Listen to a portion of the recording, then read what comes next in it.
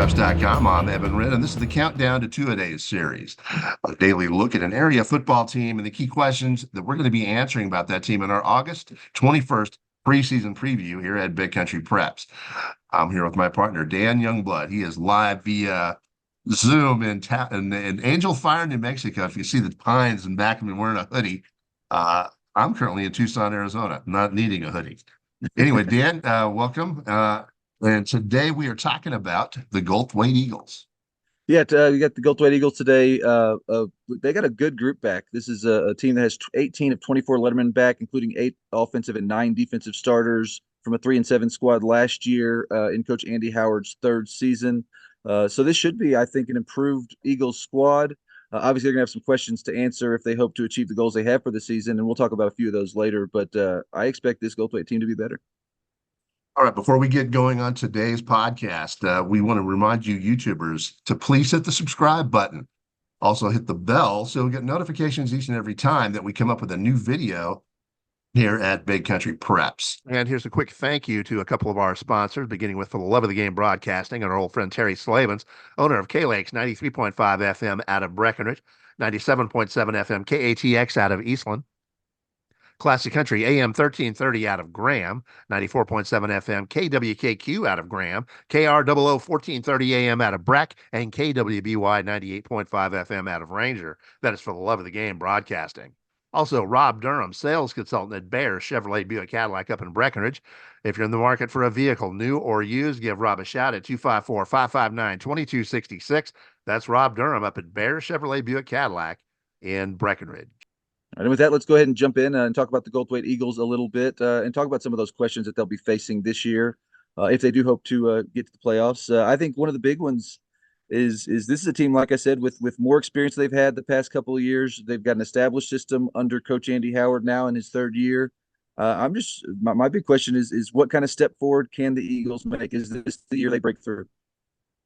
Well, it's difficult to take a step forward when you're hit with the injury bug, and Goldthwaite has been hit with that. If they can stay healthy this year, they do have some kids coming up to from 4 and 6 JV team to fill some gaps. So if they can stay healthy, I'm curious to see what they put together with that system in place and established. It might be pretty interesting. And the third question, and I think this one's going to be interesting as well, is how will they be impacted by a move to a new district, to a new region?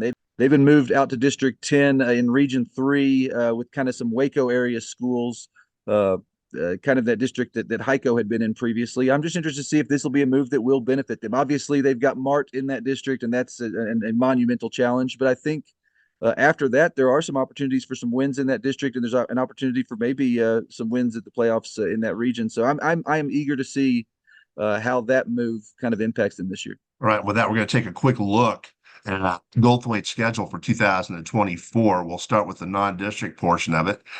They've got my wife's alma mater, the Junction Eagles, at home on August the 30th, Centerpoint on the road on September 6th, and then the huge rivalry with their friends from the south, so the San Saba Armadillos will be in town on September 13th, followed by an open date, and then they get into district.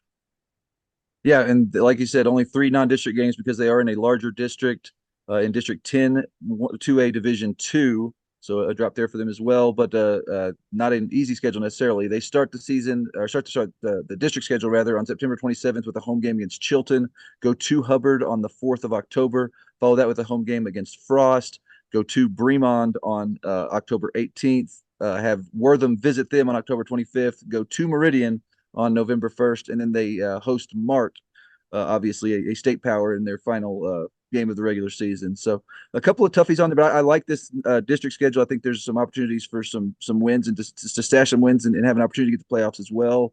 And that non-district schedule I think is a good one to get them ready for it. All right, and game of the year, Dan. I think we're going to probably agree on this one. I think it really there's a laser beam focused on one of these games as far as I'm concerned. Game of the year for Goldthwaite in your view? I view that October 25th home game against Wortham as kind of maybe potentially a make or break game for them. We talked about their district. Obviously, you got Mart at the top of it. Bremond has been very, very good. Chilton's going to be a tough game right there in the district opener. I think that Chilton game will kind of be a barometer game for him. That one might tell you how much Goldthwaite has improved, but I think the Wortham one's the one that's going to be the game of the year, in my opinion.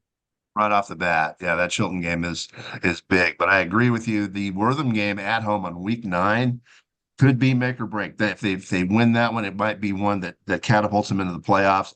If they lose it, it might keep them out. Unless they pull off an upset against Chilton, Bremond, or Mart. 3 games, which at least on paper right now looks like they're going to be underdogs. Yeah, I would agree. But I'm excited about this season for Goldthwaite. I think this has an opportunity to be a big one for Coach Andy Howard and his group. And I think this being in a new district in a new region will give him a chance to reset a little bit. And I think it'll be interesting to kind of see how that plays out. All right, with that, it's about time to wrap up this edition of the Countdown to Two-A-Day series, the Goldthwaite Eagles. But before we do that, we want to remind you that on August 21st, that's the big day here at Big Country Preps. That's the day that we release our annual preseason football preview, which is really the most in-depth football preview for high school in the Big Country by any media source.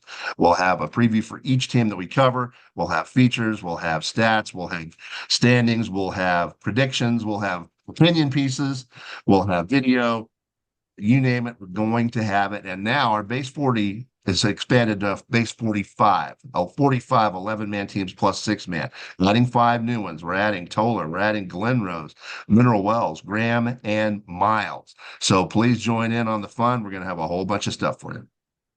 In the meantime, we appreciate you joining us for this episode of our Countdown to Two-A-Day series, and we hope you come back tomorrow when we move up to Division 1 with the Colorado City Wolves here at BigCountryPreps.com.